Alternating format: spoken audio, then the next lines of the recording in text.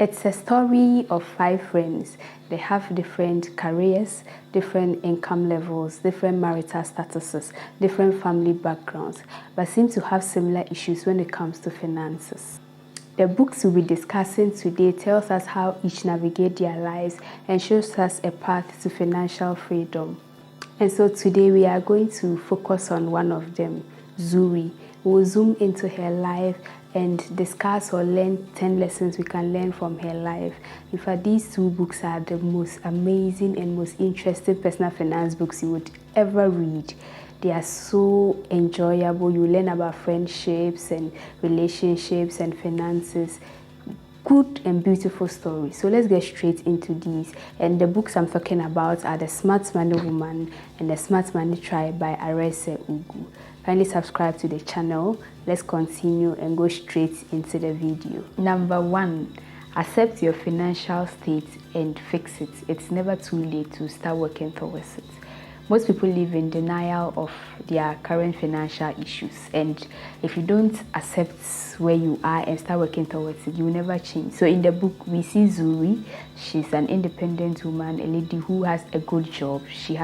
They pay her very well, but at the end of the month, she doesn't have anything to show for it. So when she realized that, she sat down one day and decided to look into her finances, understand that there's something wrong somewhere and she has to start working towards it. So number 1, it's not too late to get started. So accept your financial state and start working or start fixing it. Number 2, track your expenses and stick to a budget.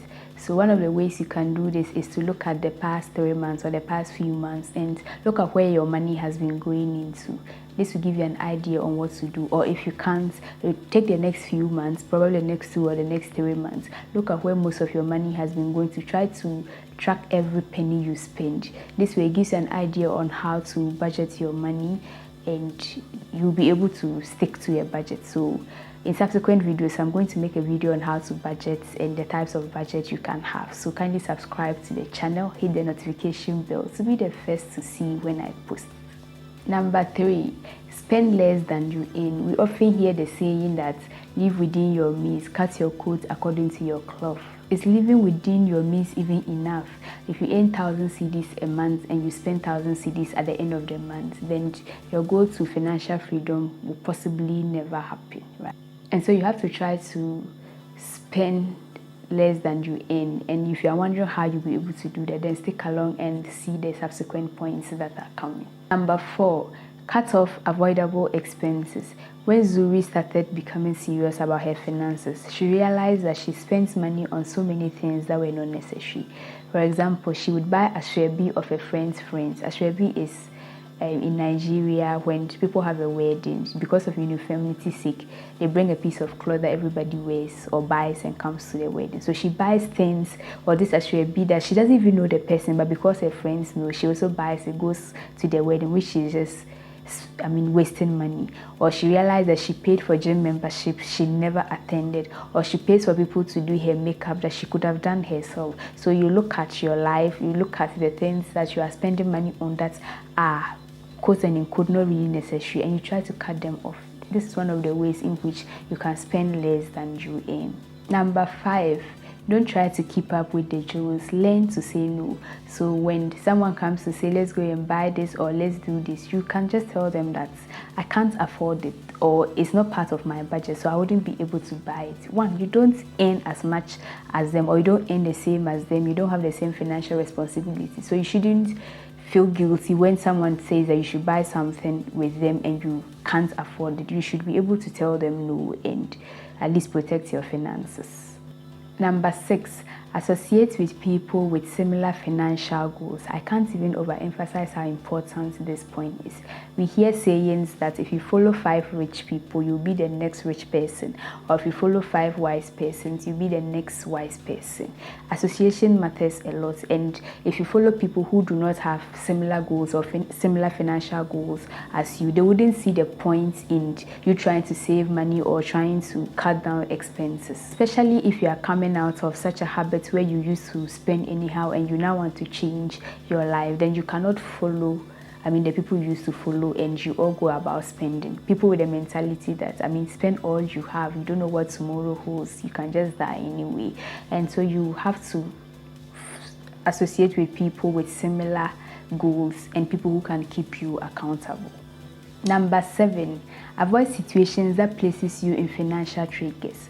I have a friend, most of the time when I visit her, she said, let's go to the shopping mall, I want to buy things. I said, no, please don't do this to me. When I go there, I'm going to buy things I didn't intend to buy or I didn't budget. So you have to assess yourself and try to avoid such situations. And I know these days, online shopping is a thing. As much as possible, try to unfollow most of those pages so that you are not tempted to buy things you don't really want to buy. Or better still, sit in your house, grab a book and read, drink plenty water, and mind your business. If you don't go out, hardly would you spend. So try to avoid such triggers. Number 8, learn a skill and put yourself out there. If you live in my country or even in Africa, you know that your salary can hardly take you through the next payday. And so you have to learn a skill and monetize it. Or even if you are scared of putting yourself out there, learn a skill, and instead of paying someone to do that thing for you, you can do it for yourself. Like learn how to do makeup yourself, learn how to write, so that you don't have to pay somebody to do those things for you. Or maybe occasionally you can pay someone when it involves something professional, but when it's your day-to-day activities, you'll be able to put in those skills that you learned, apply it to yourself, and you are good to go. And most of these things you don't even need to pay to learn. YouTube is available where you can learn almost anything you want for free. And so try to learn a skill, monetize it, or just learn a skill and put yourself out there. Number 9, be teachable. No one knows it all. When Zuri realized that she was in a financial mess, she went and got a financial advisor who assessed her financial situation, made recommendations, guided her on where to put her money, how to invest, how to save, how to cut down expenses. No one knows it all. So always be ready to be taught, always be ready to learn from other people, and you can easily grow and you can easily change your life. If you're enjoying the video so far, don't forget to subscribe and smash the like button. Okay, let's go to our last point. Plan for the future. Planning is really important and very, very essential. Nobody knows what the future holds. We don't pray for a calamity, but sometimes you have to prepare for rainy days.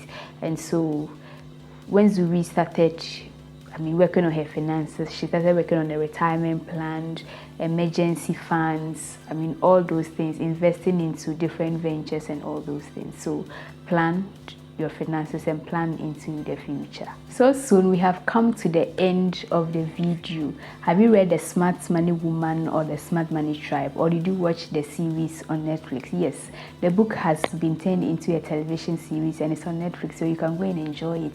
It's very, very, very interesting. So leave a comment down below. Have you read it? Have you watched the series? Let me know. And I've made other videos about personal finance. I've made a video on Rich Dad, Poor Dad. I've made a video on the psychology of money. So I'm going to link them somewhere and you go and watch and learn as well. Stay safe and see you in my next videos. Bye bye.